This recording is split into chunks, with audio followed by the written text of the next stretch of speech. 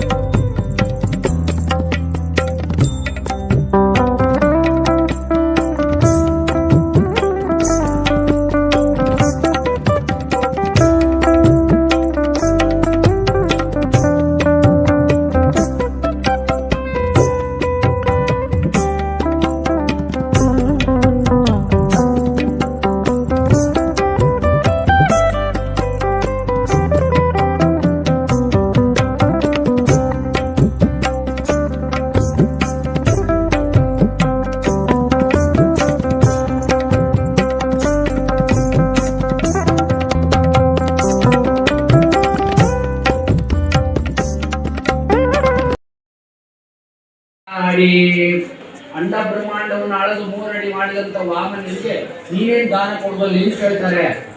ಗೊತ್ತಾಯ್ತಾ? ಹಾಗೆ ಹೇಳ್ತಾ ಇದ್ದಾರೆ, ತಿಮ್ಮಪ್ಪನ ನೋಡಿದ್ರು, ನೀನು ನನ್ನ ನೋಡಕ್ ಬಂದಿಂದ ನೀನ್ ಯಾಕೆ ತಿಳ್ಕೊಂಡಿ? ಹೌದಾ? ಅವಳಿಗೆ ಗೊತ್ತಿಲ್ಲ, ಎತ್ಬೋದು, ತಪ್ಪೇನು. ಯಾವ ಸ್ಟಾಲ್ಗೆ ಹೋದ್ರು ಕೂಡ ಟೋಪಿ ಹಾಕಿ ಯಾವ್ದಾದ್ರು ವಸ್ತುವನ್ನ ಎತ್ಬೋದು. ಆದರೆ ನ್ಯಾಯ ನೀತಿ ಯೋಚನೆ ಮಾಡಿದಾಗ ಪುರಂದರದಾಸ್ ಹೇಳ್ತಾರೆ, 2 ಬೆಂಡೆಕಾಯಿ ಎಗರಿಸಿದ್ದಕ್ಕೆ ಅವಳ ಮನೇಲಿ 2 ಜನ್ಮ ಎತ್ತಬೇಕು ನೀನು. ಈಗ ಬೆಂಡೆಕಾಯಿ ತಗೊಂಡು ಆ ಬೆಂಡೆಕಾಯಿನ ಋಣಪರಿಹಾರಾರ್ಥವಾಗಿ 2 ಜನ್ಮ ಅವಳ ಮನೇಲಿ ಎತ್ತಬೇಕಾಗುತ್ತೆ. ಮಕ್ಕಳು, ಮರಿ, ಮೊಮ್ಮಕ್ಕಳು ಬೇಕಾ ನಿಂಗೆ? 2 ಬೆಂಡೆಕಾಯಿ ನಿನ್ನ ತೂಕದ್ದು ಎಷ್ಟಿದೆ ತಗೊಳಯ್ಯ. 2 ಬೆಂಡೆಕಾಯಿ ಕದ್ದಿ ಆ ಮಗು 2 ಬೆಂಡೆಕಾಯಿ ಎತ್ತಿದ್ರೆ ಉಂಡೆದೆ ಎಷ್ಟು ಬುದ್ಧು ಅಂತ ನೀನು. 2 ಬೆಂಡೆಕಾಯಿ ಹೀಗೆ ಎಲ್ಲರೂ ಹೋದ ಕಡೆ ತಗೊಂಬ ಅಂದರೆ ಅರ್ಥ ಆಯ್ತಲ್ಲ, ಅವಳ ತಾಯಿನೂ ಅಲ್ಲೇ ನನ್ನ ಮಗನೂ ಅಲ್ಲ. ಹೀಗಾಗಿ ನಮ್ಮ ಸ್ಥಿತಿಗತಿಗಳು ಉಪದೇಶಕರಿಲ್ಲ, ಗೈಡರ್ ಇಸ್ ಮೋರ್ ಇಂಪಾರ್ಟೆಂಟ್. ಆ ಗೈಡರ್ ಇಲ್ಲದೇ ಶ್ರೀಮದ್ ಆಚಾರ್ಯರ ಪರಂಪರೆ ಗೈಡರ್ಸ್ ಏನು ಟೀಕಾಕೃತ್ಪಾದರು, ವ್ಯಾಸರಾಯರು, ಶ್ರೀಪಾದರಾಜರು, ರಾಯರು, ರಘೋತ್ತಮರು ಮತ್ತಂಥ ಮಹಾನುಭಾವರುಗಳು ಏನು ಗೈಡರ್ಸ್ಗಳು ಬಂದು ನಮಗೆ ಗೈಡೆನ್ಸ್ ಕೊಟ್ಟಿದ್ದಾರೋ ಬಿಟ್ಬಿಟ್ಟಿದ್ದೀವಿ. ಮತ್ತೆ ದೇವತೆಗಳು ತಿರ್ಗಾ ಹರಿದಾಸರಾಗಿ ಬಂದು ಸುಲಭವಾಗಿ ನಿನ್ನ ಮಾತೃಭಾಷೆಯಲ್ಲಿ ಮಾಡಿಕೊಡ್ತೀನಯ್ಯ, ಸಂಸ್ಕೃತವೂ ಬೇಡ ಅಂತ ಹೇಳಿ ಕನ್ನಡದಲ್ಲಿ ಸರಳ ಸುಂದರ ರೂಪವಾದಂಥ ದೃಷ್ಟಾಂತರ ಪರಸ್ಪರವಾಗಿ ಜಗತ್ತಲ್ಲಿರ್ತಕ್ಕಂಥ as it is fact, realistic ಅಂಥದನ್ನು ನಿನ್ನ ಎದುರಿಗಿಟ್ಟರೂ ಕೂಡ ಅಮೃತದ ಬಟ್ಟಲನ್ನು ಕಾಲಲ್ಲಿ ಒದ್ದು ವಿಷದ ಬಟ್ಟಲವನ್ನು ಕಾಡಿ ಬೇಡಿ ಕುಡಿದಂತೆ ಅಂತಾರೆ ಪುರಂದರದಾಸ. ಆ ಸ್ಥಿತಿಯಲ್ಲಿರುವ ನಮಗೆ ಈ ವೈಕುಂಠ ಏಕಾದಶಿ ಅನ್ನೋದು ಈ ಒಂದು ಪರ್ವಕಾಲ ಭಗವದ್ದತ್ತವಾದಂಥ ಕಾಲ. ಇಂದಾದರೂ ಒಂದು ಸ್ಮರಣೆ ಮಾಡು, ಇಂದಾದರೂ ನೋಡು, ದಾರಿ ಯಾವುದಯ್ಯ?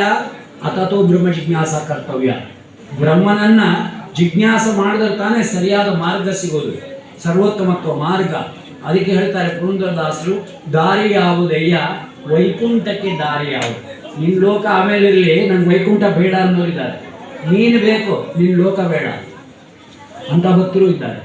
ಅರ್ಥಾಯ್ತಾ? ಅವ್ರು ಹೇಳ್ತಾರೆ, ನೀನು ಅಲ್ಲೂ ಇದೆಯಾ ಇಲ್ಲೂ ಇದೆಯಾ, ನಾನೇ ಅಲ್ಲಿಗೆ ಬರಬೇಕು.